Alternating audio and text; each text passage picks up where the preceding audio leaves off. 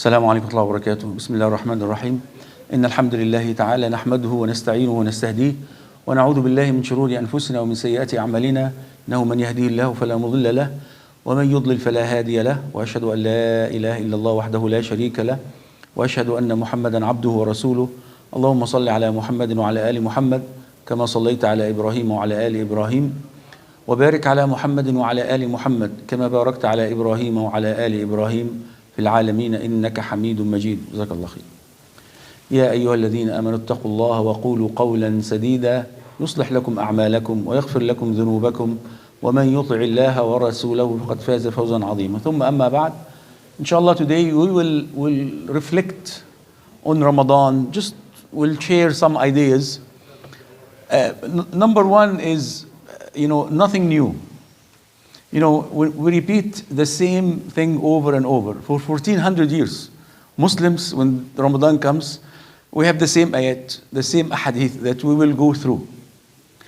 And sometimes when you go to any lecture, even when I attend a lecture from a sheikh or a speaker, then you want to hear something new, because I know this before, which is sometimes to repeat. At-tikrar is important in itself. To remind, وَذَكِّرْ فَإِنَّ الذِّكْرَ تَنْفَعُ الْمُؤْمِنِينَ. Remind, because the reminder will benefit the believers. So sometimes you don't have to get new information. Maybe you just need to wake up the information that you have in your mind to apply them. Because sometimes we forget. We forget to implement. And sometimes not about to increase the knowledge. Sometimes we need to increase the Iman. Just by sitting together in the masjid between Maghrib and Isha, just by remembering Allah subhanahu wa ta'ala, just by saying the verses of the Quran and the hadith of Rasulullah sallallahu alaihi wasallam, this will increase our Iman. At least we are not doing anything wrong. When you go out, we may do something, we may sin. But right now we're sitting in the masjid and the malaika are surrounding us. And وَتَخْشَاهُمُ الرَّحْمَةِ, and the mercy will come down on them. So again, we have to have this niyyah and have this image in our mind that there is rahmah from Allah subhanahu wa ta'ala, even if there is no new information, because we love to know. And our mind, al-aql, and we always want to know something new. I didn't learn anything new. No, you don't have to learn something new every time. Sometimes just, repeat and repeat and repeat. This will help you. And the dhikr we do every day. Every day you say the adhkar al-sabah, adhkar al-masa, all the dhikr that we do in the morning and at night or evening. You just change asbahna to amsayna and amsayna to asbahna. You say asbahna wa asbah al-mulku lillah, and at night you say amsayna wa amsa al-mulku lillah. But you repeat the same thing. And you say subhanallah 100 times. You say la ilaha illallah wahdahu la sharika lahu 100 times, and so on. So this is number one. Number two, when I went through the lecture title, say, why this Ramadan is different? It is different not because what's happening only, because everything happening in your life is different. Today is different from yesterday. Tomorrow is different from today. You are different. Every day, your knowledge will increase. Your Iman will increase or decrease. The situation around you will be different. Your bank account will be different. The conditions of the Ummah will be different. And you will react with all these differences. And this is where the challenge. Life is not static, dynamic. الحياة فيها حركة. Every day is something new. And Allah subhanahu wa ta'ala, we feel, many times when you have kids and it's boring, it's boring, they need something new. So subhanAllah, our nature, we love to have differences. So this Ramadan is different because Ramadan is never the same. Today is never the same. And especially with what's happening in our Ummah, not only in Palestine, by the way. We are different in the last 200 years. Our Ummah facing difficulties and challenges over the last 200 years. Because before 200 years ago, attack was on Muslims. But in the last 200 years, the war and the challenge became the attack on Islam itself. Before, we were able to face one-to-one with swords and spears, السيوف والرماح. Now, with the invention of firearms, اختراع الأسلحة النارية, changed the equation completely. So to the limit that few people from Britain will occupy the whole India. They go and the Spanish will be able to occupy whole South America, and so on, because of the firearms invention. So again, life is different. The challenges we are facing right now is completely different. And Muslims has to learn how to adapt and how to be able to be efficient and learn how to change the condition and face the challenges that happen every time. So have these 2 points in our minds while we are talking. The third point, inshallah, we'll go through some of the technical information, which is Siyam. We all know what the meaning of Siyam. And Muslims, when we learn anything about our deen, number one, يجب أن ندرس أو نتعلم المعنى المحوري للكلمة. ماذا نقصد بالكلمة?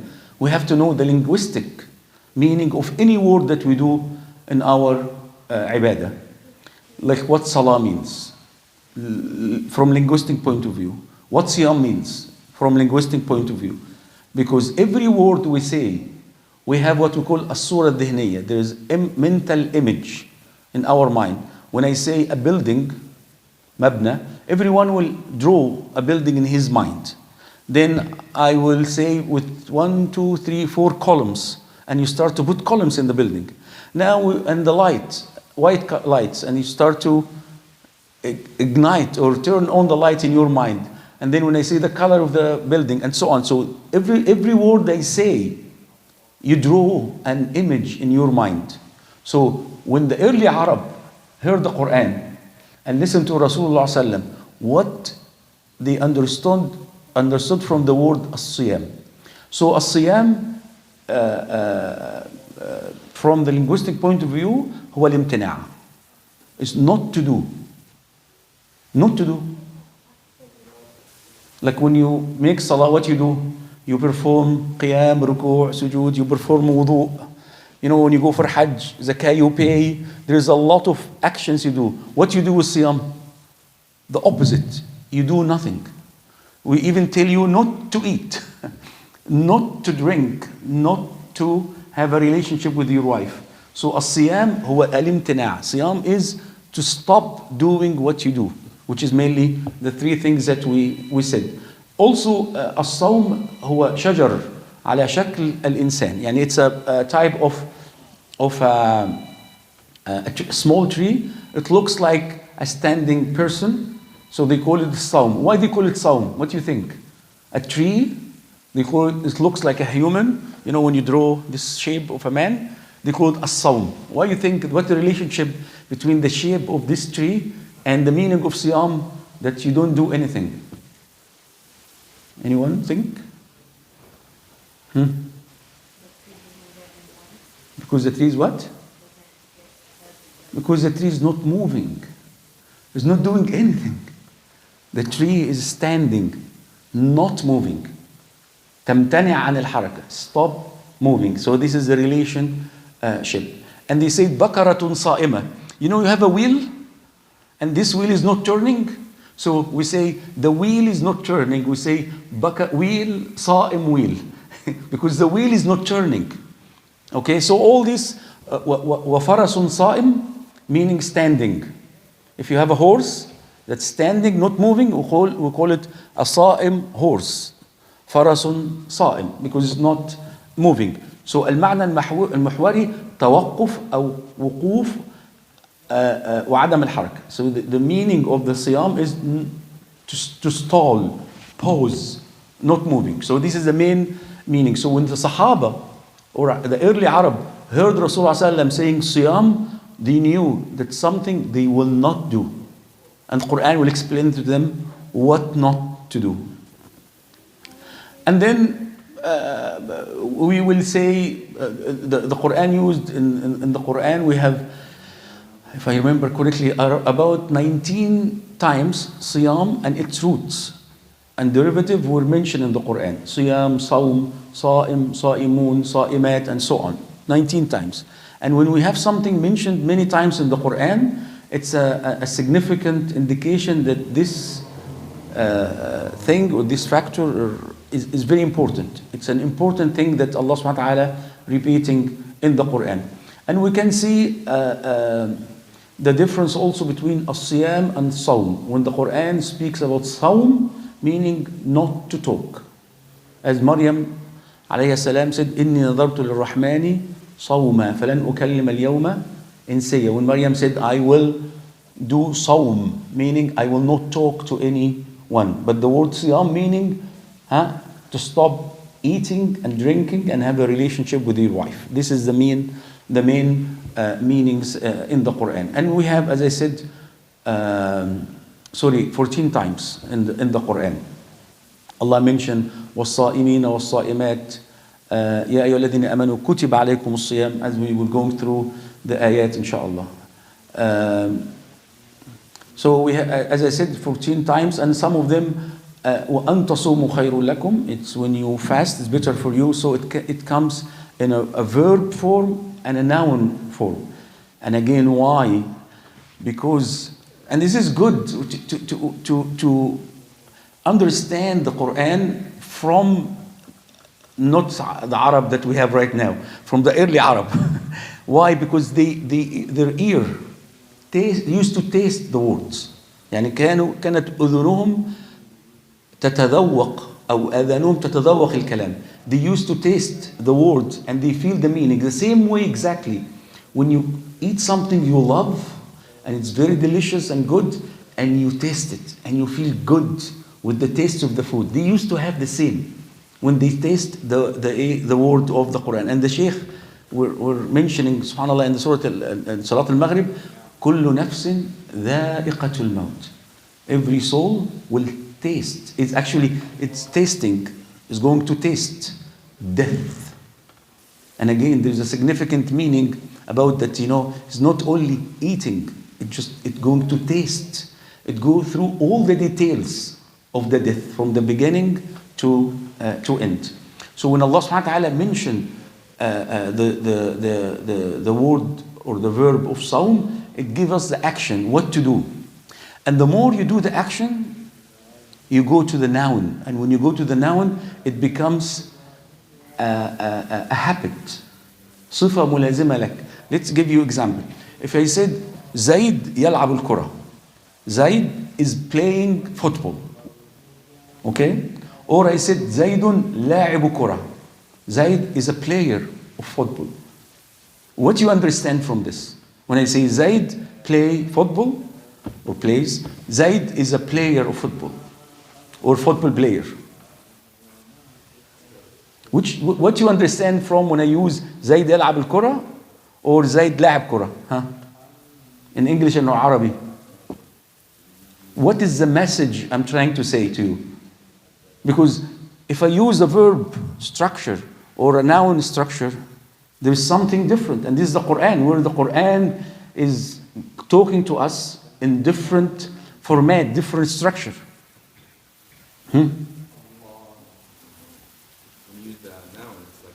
Which one will give you more playing? The verb or noun? Like Zaid is playing more when I say يلعب or لاعب? لاعب. يلعب could play today, not tomorrow.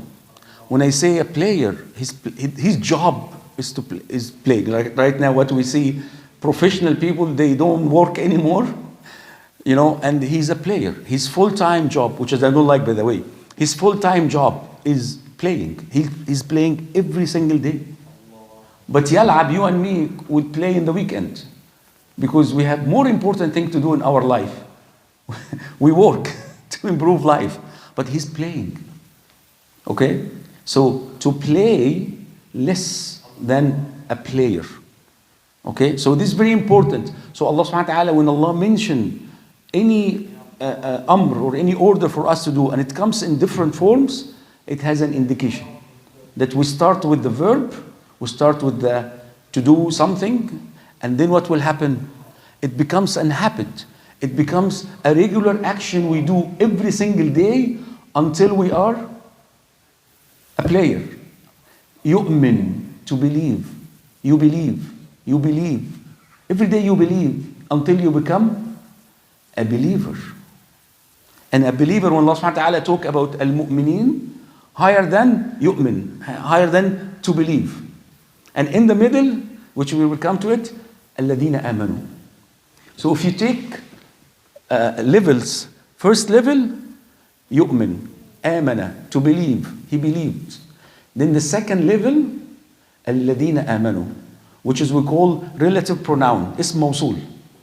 Because we have الَّذِينَ, those who, and then آمَنُوا. So it's a second level of iman, and the third level, al-mu'minun. This is why Allah subhanahu wa ta'ala said, قَدْ أَفْلَحَ الَّذِينَ آمَنُوا, or قَدْ أَفْلَحَ الْمُؤْمِنُونَ. The believers became successful, or they succeeded in the test of the dunya. And this is where, when we read Quran, especially Ramadan is a month of Quran, that we know these little rules that will help us to understand and to react with the Quran. So Allah subhanahu wa ta'ala told us, يَا أَيُّهَا الَّذِينَ آمَنُوا كُتِبَ عَلَيْكُمُ الصِّيَامُ. So Allah subhanahu wa ta'ala start this important ayah that we all repeat over and over. Number one, yeah. What yeah in Arabic mean? النداء, to call. Allah subhanahu wa ta'ala calling us to do so and so. So what النداء means? When you call someone, so there is a relationship بين المنادي والمنادى, the one who calls and the one being called. And this is important because there is a relationship between you and Allah subhanahu wa ta'ala. While some ayat, قُلْ لِلَّذِينَ كَفَرُوا, Allah subhanahu wa ta'ala is not talking to those who disbelieve in Him subhanahu wa ta'ala. But all the time, يَا أَيُّهَا الَّذِينَ آمَنُوا, يَا أَيُّهَا الَّذِينَ, all the time, يَا الَّذِينَ آمَنُوا mentioned many times in the Quran because Allah subhanahu wa ta'ala is calling us. And when Allah subhanahu wa ta'ala calling us, there is a relationship.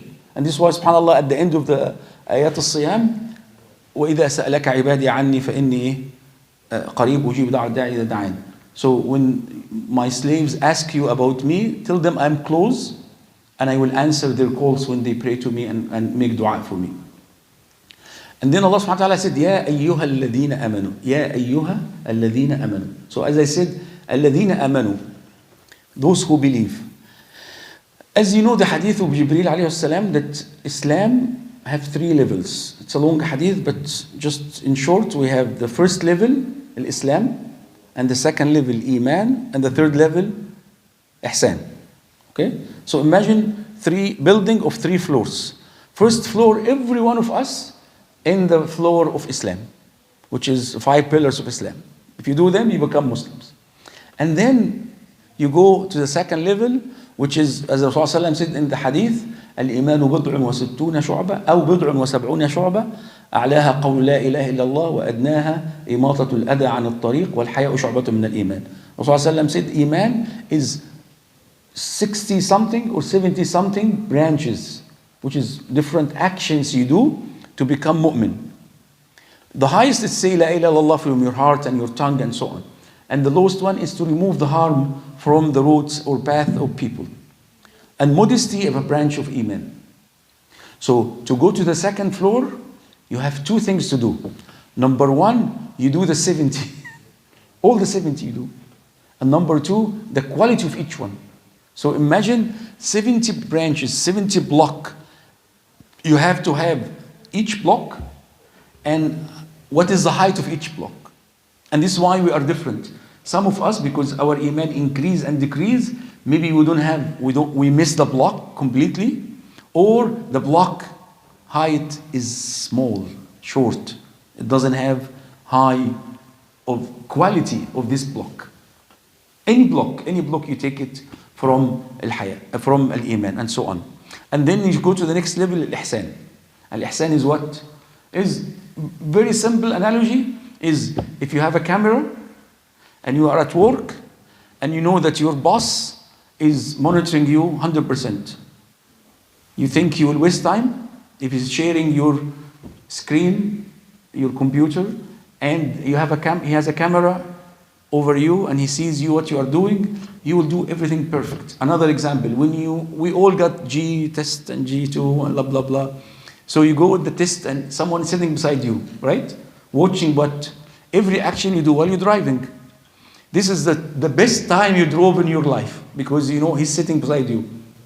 Right? We all do this. And you go I forgot 5 seconds, you turn right. And even you pretend, but to please him, you have to do this because he's sitting beside you. So, وَلِلَّهِ الْمَثَلُ الْأَعْلَى. Allah has the highest example, this is ihsan. If we have the same feeling that Allah subhanahu wa ta'ala with us, may Allah forgive all of us, including myself. We all fail in this. Allah subhanahu wa ta'ala with us. Not 24/7, every single moment in our life, Allah subhanahu wa ta'ala with us. So if we have this image in our mind, الإحسان أن تعبد الله كأنك تراه فإن لم تكن تراه فإنه يراك. To worship Allah subhanahu wa ta'ala as if He sees you, and if you don't see Him, know that He sees you, or monitoring you, and so on. So why Allah subhanahu wa ta'ala told us, يا أيها الذين آمنوا? Someone will say, I'm Muslim, but I'm not mu'min. Or I'm not strong in Iman. My Iman is not that good. I'm 50% mu'min, so I will fast only 15 days for Ramadan. If I'm not good mu'min, I should not fast. Because Allah talking to whom? To the believers, to the mu'min, not to the Muslim. So actually we have another rule, which is al-Islam wal-Iman. When they come together in same context or same paragraph, they are different. As Allah subhanahu wa ta'ala said in the Quran, قَالَتِ الْأَعْرَابُ آمَنَّا قُلْ لَمْ تُؤْمِنُوا وَلَكِنْ قُولُوا أَسْلَمْنَا. So the Bedouin who live in the desert said, we believe, we are believers. So Allah subhanahu wa ta'ala told them, no, don't say آمَنَّا, don't say we believed, but say what? أسلمنا. We became Muslims. We submitted our will to Allah subhanahu wa ta'ala. So there is a difference between Islam and Iman. So this is the first floor or second floor. Okay? But when they don't come together in the same paragraph, they are interchangeable. They come, so القاعدة إذا اجتمع افترق وإذا افترق اجتمع. If they came together in the same text or same paragraph, they are not the same. But if they don't come together, sometimes they are, you can change them. So يا أيها الذين آمنوا means actually يا أيها الذين أسلموا. All Muslims, fast. Fasting was prescribed to you. This is the meaning. All Muslims, not only mu'min. But why Allah subhanahu wa ta'ala use the word Iman? Again, for two reasons. Number one is to encourage us to go from the first floor to second floor. From state of Islam to state of Iman. Number two is by doing this, by doing the ibadah, by doing the actions, as you know, al-Iman yazid wa yanqus. Iman increase and decrease by what?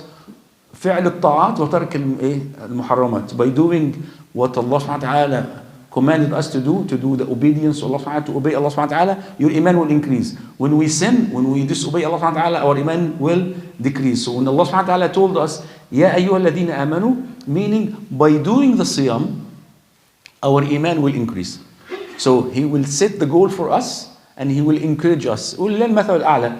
Allah subhanahu wa ta'ala has the highest example also. When you have a young kid and he's still in grade 5, grade 6, whatever, and you tell him, and you want for him to be a doctor or a politician or accountant, whatever, and every time you see him, you don't tell him, Assalamu alaikum ya Muhammad, Assalamu alaikum ya Dr. Muhammad, because you want him to be a physician, and you keep saying this to plant in his mind that he will be a doctor one day, and so on. Or ya Sheikh, you want your son to be a Sheikh or Imam. So every time you say, Sheikh Muhammad, ya Sheikh Muhammad, so by saying this, you set the goal for him. So Allah subhanahu wa ta'ala is setting the goal for us to think about Iman while we are fasting. So this is another reason Allah subhanahu wa ta'ala said, Ya ayyuha alladhina amanu. And I said, Kutiba alaykum as-siyam. SubhanAllah, the word Kutiba also have, you see, the analysis, the same way we, for engineering, for accounting, people pay attention to numbers and so on. Every single word and letter will give you as I said, image, will give you something. The difference between فرض وكتب. فرض is obligatory upon you. Both of them will serve the same purpose. Both of them, it's fard. Siyam is an obligation we have to make. All of us has to fast. But when you use the word فرض and you use the word كتب, it gives you something extra. Because, again, to save time, I will not ask this time. When you say فرض, it's an amr. It's a command from Allah subhanahu wa ta'ala. Do it. You are a slave, do it. Good or bad, it's none of your business. Do it. But when we say kutiba, you feel like it's good for you. It is an obligation. You have to do it, but it is written to help you. It is not something you have to do without, no, it is good, something good for you. Everything is good for us. But using the words is very important in the Quran, that Allah subhanahu wa ta'ala telling us, yes, it is fard, it is an obligation upon you, but it is not like I want to make your life difficult. It's not like I want to prevent you from eating and drinking and so on. Actually, I love you and I want you to be good. So I wrote this for you. And subhanAllah, in English, prescribed, what prescription mean? When you are sick and you go to a pharmacy and you get prescription, the doctor will write something good for you. And I love this translation too. Sometimes we are good, muwaffaqeen in translation, and sometimes we are not. Because sometimes the English word, because English is difficult language to learn compared to our great language of Quran, Arabic. Give you a nice example I use all the time. If you said fly, what fly mean in English? بالعربي يطير. Fly, يطير. Okay, and then I want to say طائرة, say plane, airplane. When I want to say مطار, airport, right? When I want to say طائر, bird. So if I ask someone and I tell him fly, airplane, he doesn't know anything of what I'm saying. He does just know the word. He will listen to the word, but he doesn't picture a bird or a plane or a pilot, طيار, the captain who drives the plane for us, or matar, airport, and so on. He will not know the relationship. Bird. But when I say طارة, يطير, مطار, طائرة, طيار, طائر, the guy who didn't see all of this, he will know what? There is an action of flying. Between all of them, there is something that fly. Even he doesn't picture each individual meaning, but he will picture. He will have the image of flying action. While in English, we don't have all of this. So it's very important to learn this and try to set your mind to understand the Arabic word to help you. Kutiba, so this is the word kutiba. Kutiba will be, again, something good for you. It's not something to make your life miserable and so on. And we know for Siyam from different angles. Insan or human are combination of two parts, two major parts that form you and me. What is the first element that makes you and me? Ruh, soul, spirit. And then the second element, al-jasad, body. So we have ruh and we have body, okay? And when they come together, they form a state, حالة. هذه الحالة نسميها إيه؟ النفس. And this is why in English I don't know what we call النفس, because the self is not spirit, it's not the soul. Soul is a ruh. Okay?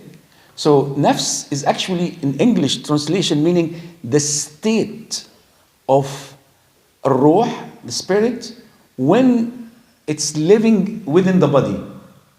I give you an example. You have a driver. You are a driver. And you have a car. You are the ruh. You are the driver, the ruh. and the car is your body. Okay? When you're driving your car, we have a new state. When you're driving your car, it is not you by yourself, or it's not the car by itself. It's a state that makes you moves with 100 kilometers per hour. If you leave the car will not move by itself. Okay? Of course, someone with self-driving cars, and I know that. But again, we put a program in it. As a human, I program the machine to do what I want to do. So even if I'm not physically inside the car, I'm driving the car with my code, with my programming ability. So the state of the driver within the car is called an-nafs. And to satisfy, and this is why, subhanAllah, in the Quran, Allah subhanahu wa ta'ala, when Allah talks about death, He talks about the ruh or the body. Allah yatawaffa al-anfus.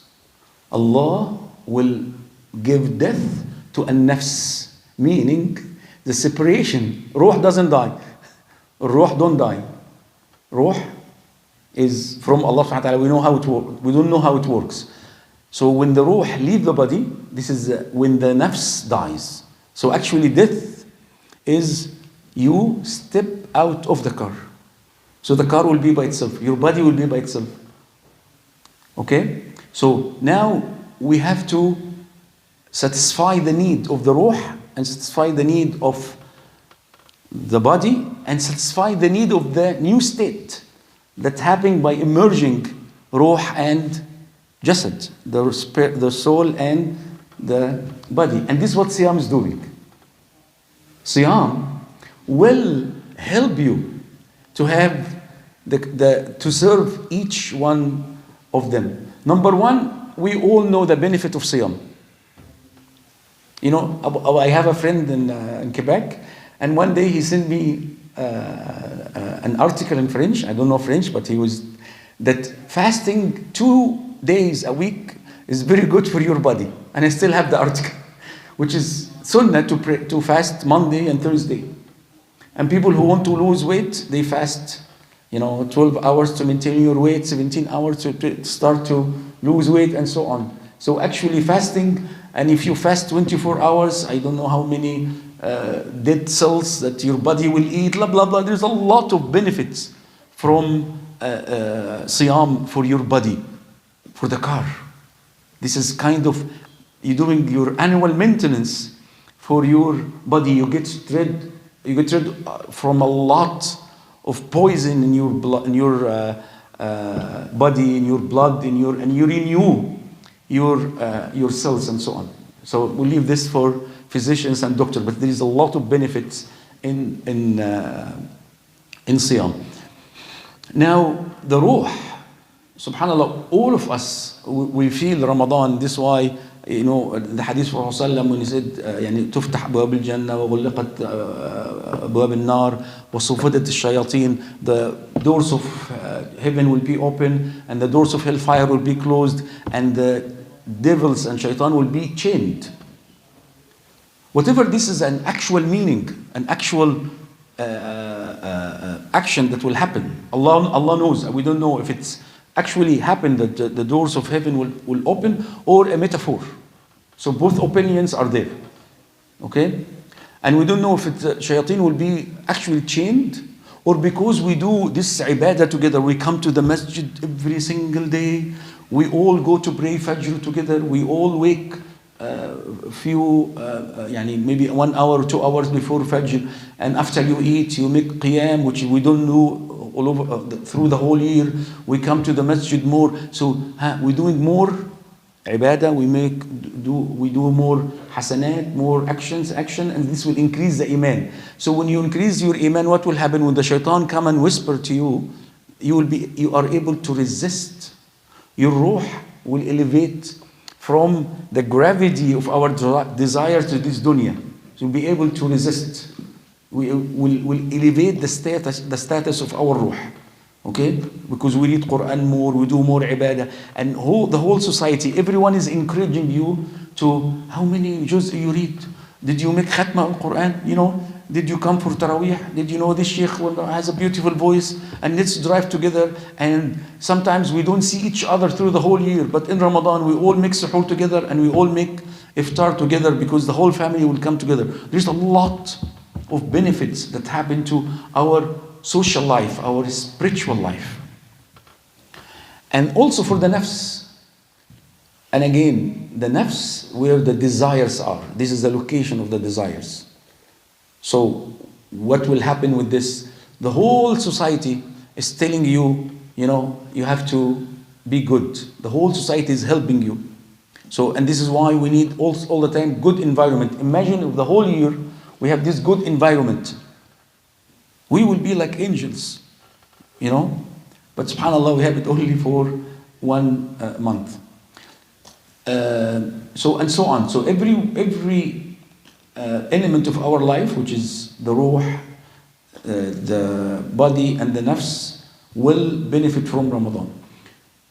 Also, we can say the same in different way, which is we have al-aql, we have al-qalb, and we have al-jasad. Again, qalb, which is the heart, doesn't mean really the physical heart. We don't know. Okay? And al-aql, we don't mean the brain. Al-qalb, where the iman is. Whatever or wherever ulama have different opinions about al-qalb, yataqallab. It keeps flipping, changes, always in a state of change. By increasing iman, decreasing iman. But we know al-qalb, where the iman is. Okay? Which is we need to satisfy.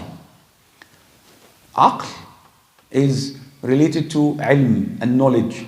And mainly aql is, again, if we take the analogy of the car, is your brake, by the way.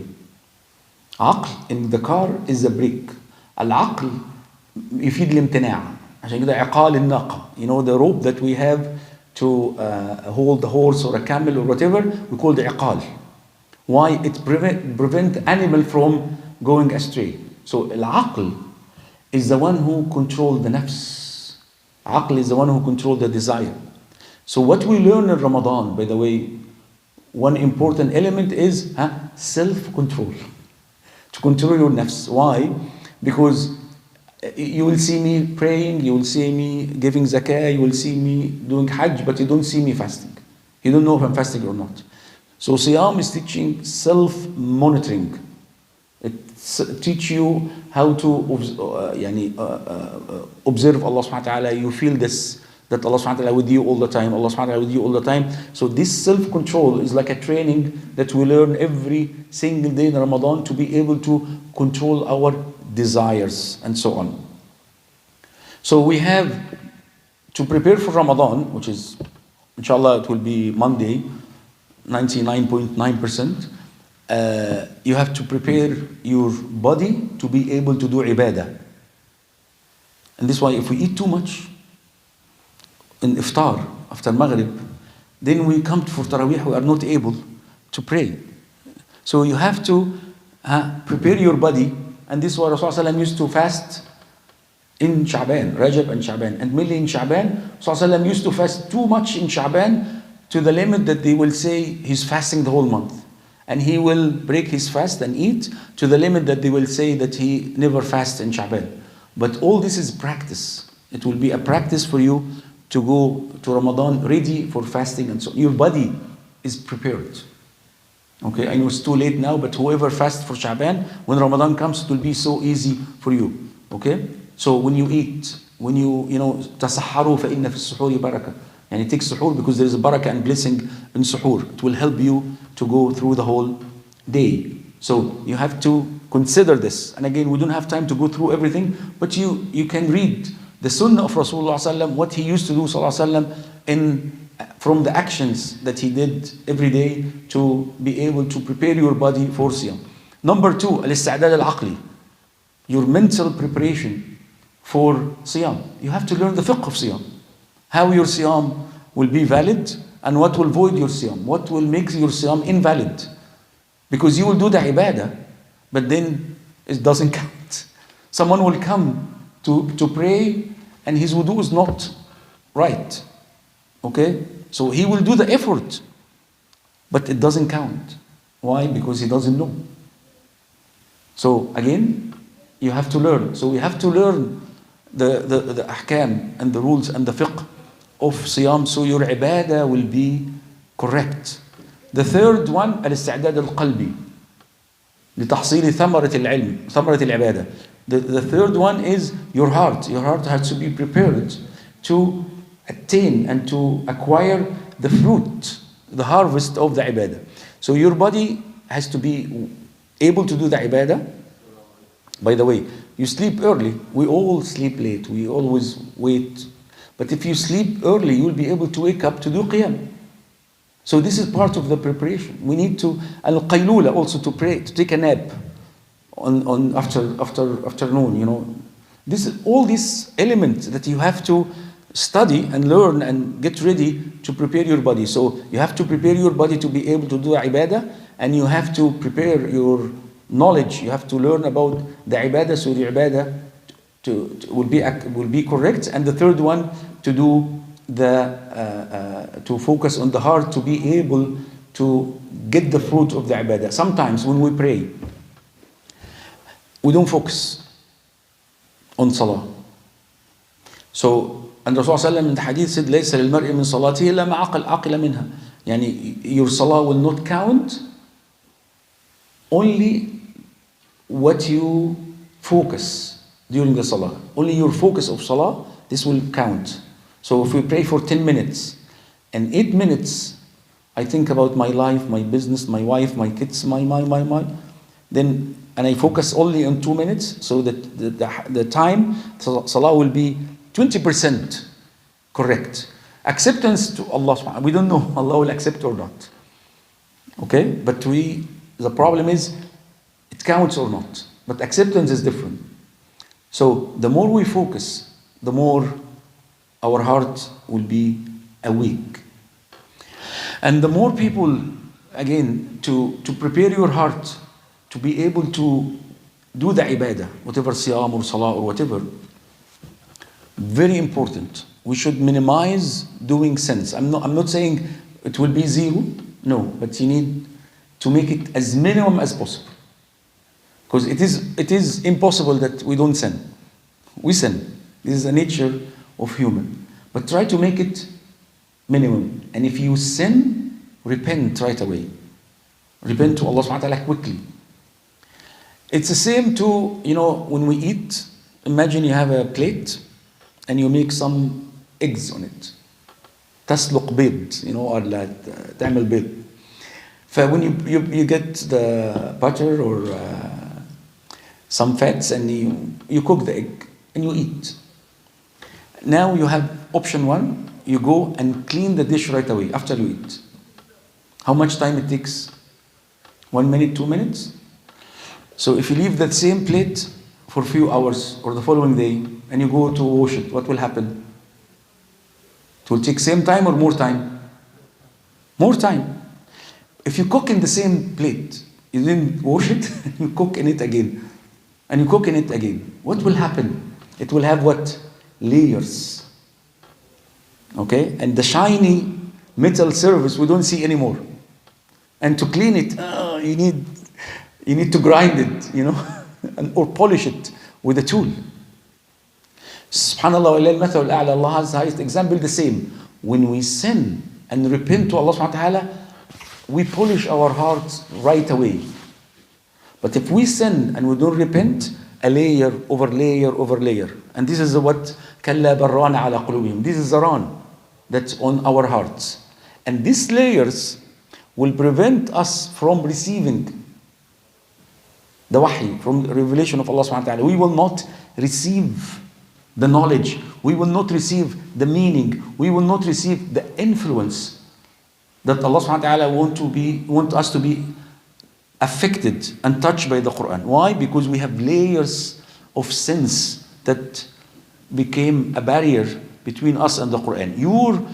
And again, imagine you have a satellite or a dish and you have too much snow on it, you have too much stuff on it, it will not receive.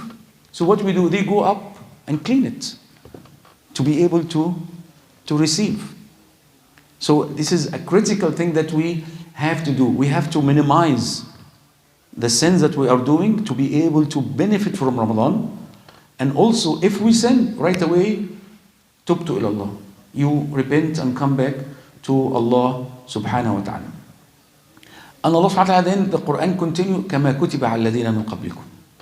And this is, it's a nice way and to, يعني, أمر لطيف, something, sweet. And, it's not only you. Imagine if you tell your son, Zaid, do this, But if you tell him, do this as your brother did, do this as your sister did, you help him, you encourage him to do the act. Because, it's not only you, but everybody will do it. So you feel that, it's not only me that have to do this, but everyone else will do it. Then Allah subhanahu wa ta'ala, and we try to focus on this a little bit and finish with it. لَعَلَّكُمْ تَتَّقُونَ. And you all know that لَعَلَّ من أفعال الرجاء, يعني hoping, wishing. But من Allah subhanahu wa ta'ala تفيد اليقين. When Allah subhanahu wa ta'ala say لَعَلَّ, meaning it will happen. For human, 50-50. It may happen, it may not happen. But لَعَلَّ from Allah subhanahu wa ta'ala, for sure it will happen. لَعَلَّكُمْ تَتَّقُونَ. And you all know that the main fruit of Siyam is at-taqwa. Now let's talk a little bit about taqwa. If I ask you, what comes to your mind when you hear the word at-taqwa? By the way, Surah Al-Fatiha is a special surah and it has the whole Quran in it. Okay? Then Allah starts Surah Al-Baqarah.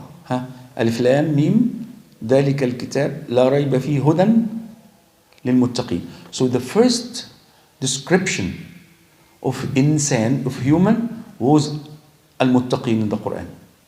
After Surah Al-Fatiha, of course. The first, أول صفة للمفلحين للمؤمنين هي صفة التقوى. So there's something significant about the taqwa. So what taqwa mean in Arabic? Protection. This is the main meaning you have to have in your mind. To protect yourself from something. Waqa, yaqi, yattaqi al-bard, to protect yourself from cold. Something significant about taqwa. It is the protection. It's not fearing. It's not taqwa. Sometimes to fear Allah subhanahu wa ta'ala. It's a result. But the main meaning of taqwa is to protect yourself from something. What you want to protect yourself from? Number one, the main thing, يعني anger of Allah subhanahu wa ta'ala. تقي نفسك من غضب الله سبحانه وتعالى, from hellfire. By doing what? So this is where the taqwa, to protect yourself. And Allah subhanahu wa ta'ala, again, in the first page, أولئك على هدى من ربهم وأولئك هم المفلحون. Those are the successful ones. So the first step for success is التقوى. To gain al-falah, success, you have to start with taqwa. And again, quickly, al-falah in Arabic, we have al-najah and al-falah. Who knows the difference? We say najah, najaha, وعندنا فلح. Arabic, What the difference between najaha and falaha? What comes to your mind?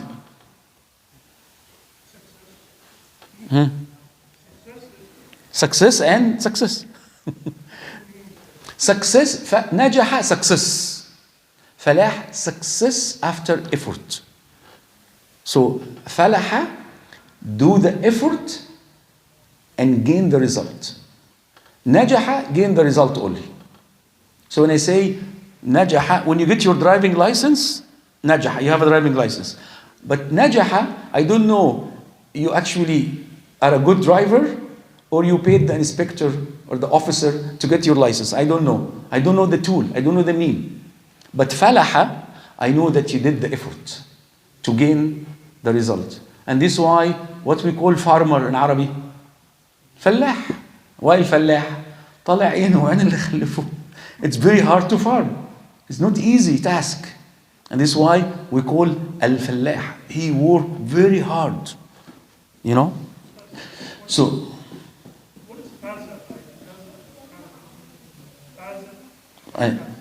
faza mean to go through difficulties. There's وَأُولَٰئِكَ هُمُ الْفَائِزُونَ. It just to show, and this like sometimes we call the desert al-mafaza. The desert is al-mafaza. Something is difficult that you go through. So actually al-fawz very close to al-falah. Okay? But it gives you the meaning of the struggle that you went through, not focusing on at the end, while al-falah focusing on the end. So at-taqwa, as we said, that to protect yourself. And this is the first step for the true success. Some ulama said al-falah fi al-akhirah, al-najah fi al-dunya. Some people said that falah not only for dunya, but for dunya and akhirah, which is also a good meaning. Okay, but again, falah is something that you have to do the effort. Also, for taqwa, of course, the taqwa was mentioned many times in the Quran.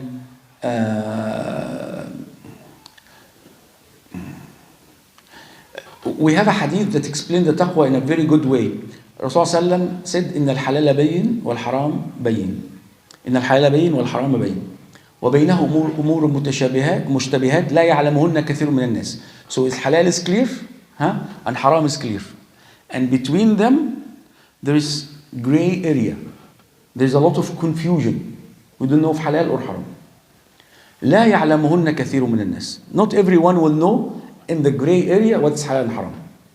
Okay? So you need someone who have knowledge to be able to go to the gray area and say what is halal and what's haram. فمن اتقى الشبهات فقد استبرأ لدينه وعرضه ومن وقع في الشبهات فقد وقع في الحرام. So whoever avoid this, again this is for us as public, as general folks, general people. We are not alim, we are not scholars. We stay away from the gray area. We always go in the clear, okay, area. So, and Rasulullah said, whoever do this will clear his name, his deen, his honor, and so on. And then he gave us the example. كالراعي يرعى حول الحمى يوشك أن يرتع فيه ألا وأن لكل ملك حمى ألا وإن حمى الله محارمه. So Rasulullah said, giving an example, analogy of the Bedouin life. The people who live in the desert, of course they have some areas where they have some grass or oasis and so on. So you have a leader of a tribe, زعيم قبيلة, رئيس القبيلة. He will say, this land is mine. This is my hima. This is my land. And no one can come bring his cattle or animals to eat in his land. And if any animal comes, even by mistake, either he will take it or kill it. He has the right to do this. So what the normal people like you and me, we are not that strong, what they will do to protect their animals? They will keep a buffer zone.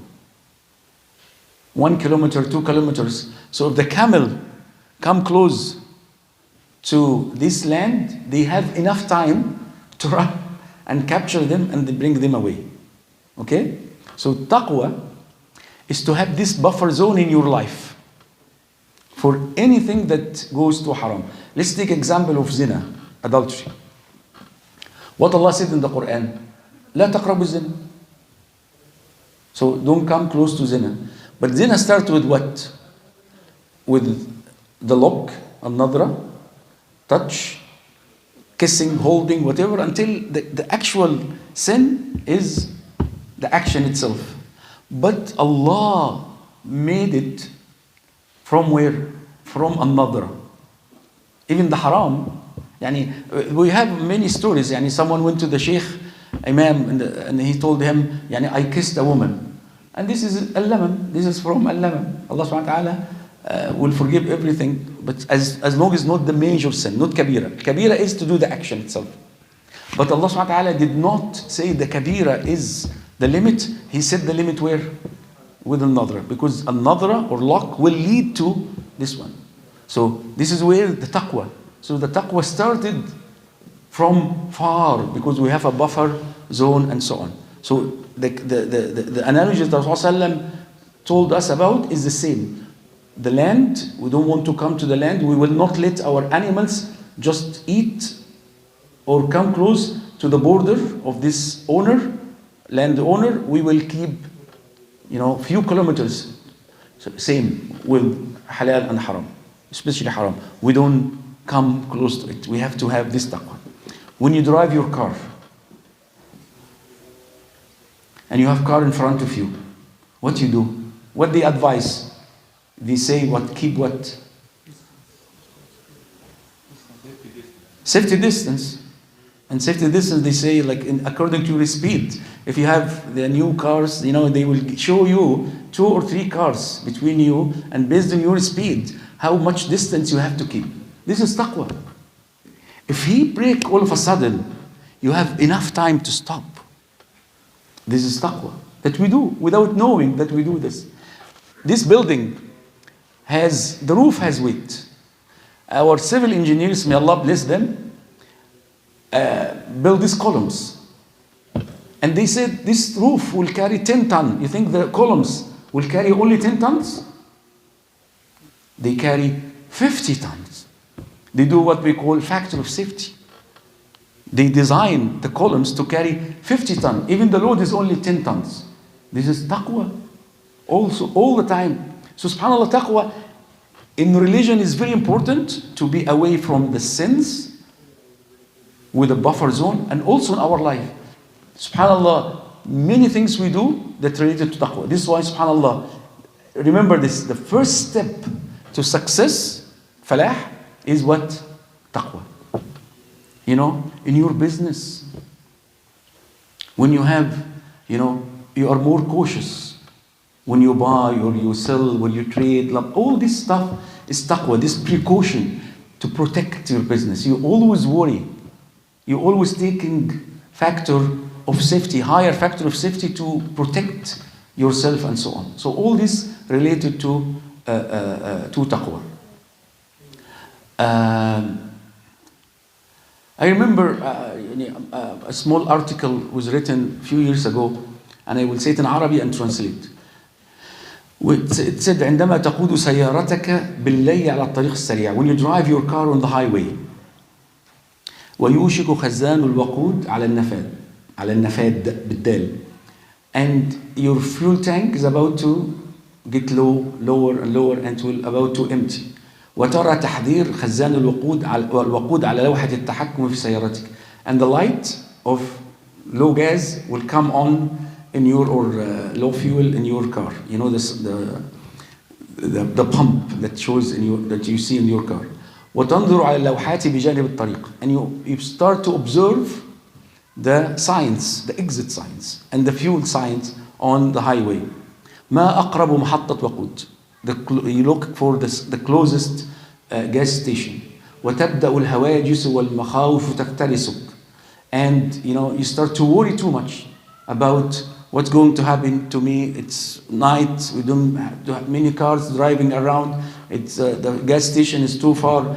ماذا ستفعل في هذا الظلام دون وقود, وفي هذا البرد دون تدفئة, وفي هذا الخلاء دون حماية. What you going to do in this darkness with no fuel, and in this cold, especially in Canada, with no heating, and what you do in this area without any protection. ثم يأتي الفرج, and all of a sudden you see next station 1 kilometer, 5 kilometers, محطة بنزين على بعد كيلومترات قليلة, a few kilometers and you will find the gas station.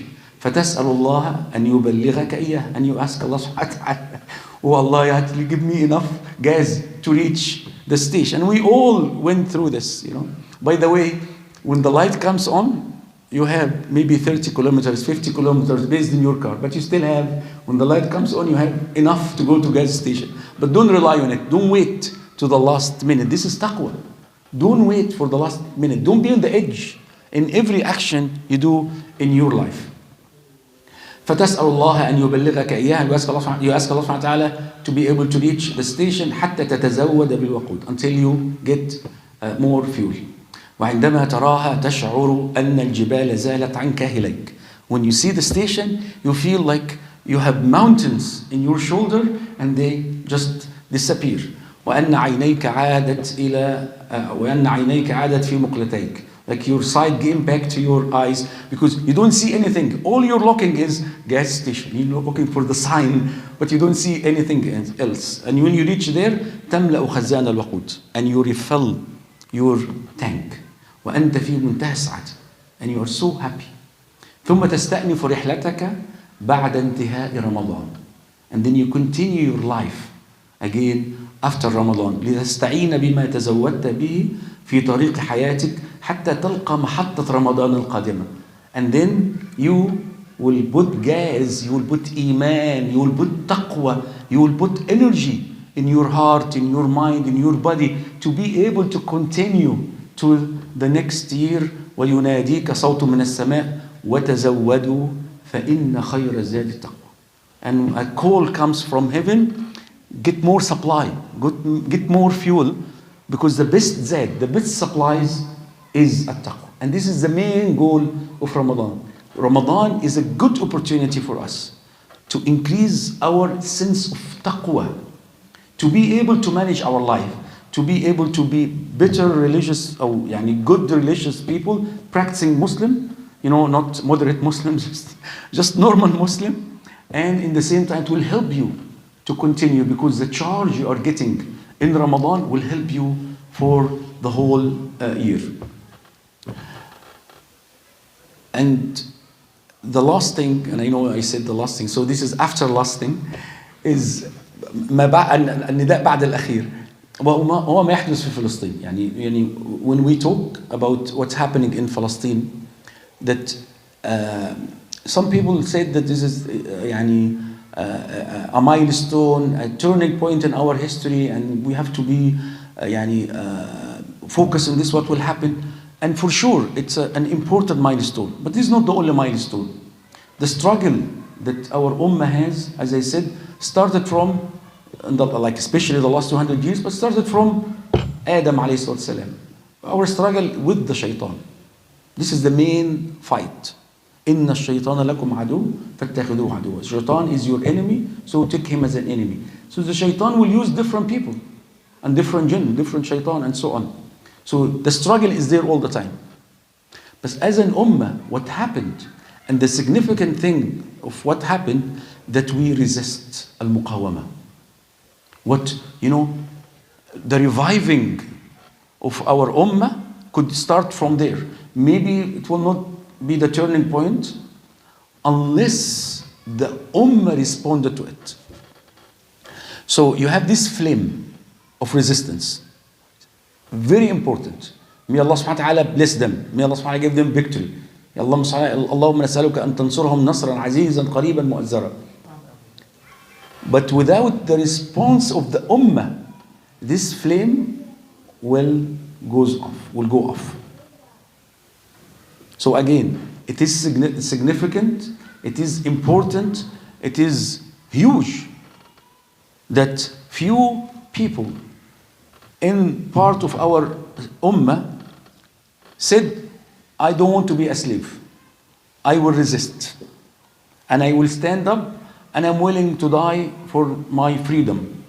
And according to the international law, which is, I don't want to speak about from religious point of view, because, just in case, what is common between everyone on earth, that the Palestinians in the occupied land have the right to resist the occupation force. Period. By any means. So this is a fact. The same way the French resisted the Nazi army, the same way the Russian resisted the Nazi army, the same way the Vietnamese, everyone have the right to resist the occupation force. And you see, they want to have a ceasefire before Ramadan. And my thinking that they are scared because they know Ramadan will ignite the people more. So the important point I want to make is we don't want this flare to go off. As an ummah, we have to react. And shame on Misr, Egypt.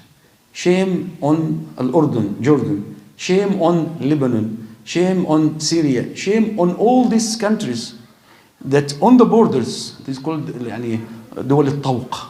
You know, they make a siege. These people, if the people, الشعب, just walk through the borders and die for the sake of Allah subhanahu wa ta'ala. Don't carry a weapon, just walk to support our brothers. But we all watching and keep blaming the hukam, the rulers. Hukam, and we ask Allah subhanahu wa ta'ala to guide them to help our Palestinian brother. Otherwise, may Allah destroy them if they don't do it. يعني نسأل الله سبحانه وتعالى أن يهديهم أن ينصروا إخواننا فإن لم يفعلوا فعليهم من الله ما يستحقون. But the sha'b, the people has to react. The people has to do something. It's not dua is important.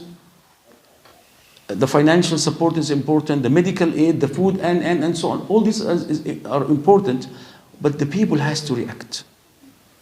That what happened to all the people who are free right now, and let me end with this time, the American Revolution against the British. Just give me a number. How many American people died for the sake of free America? 600,000. The American Revolution have 600,000 people died to free America, and this is where United States are stronger now because people are free.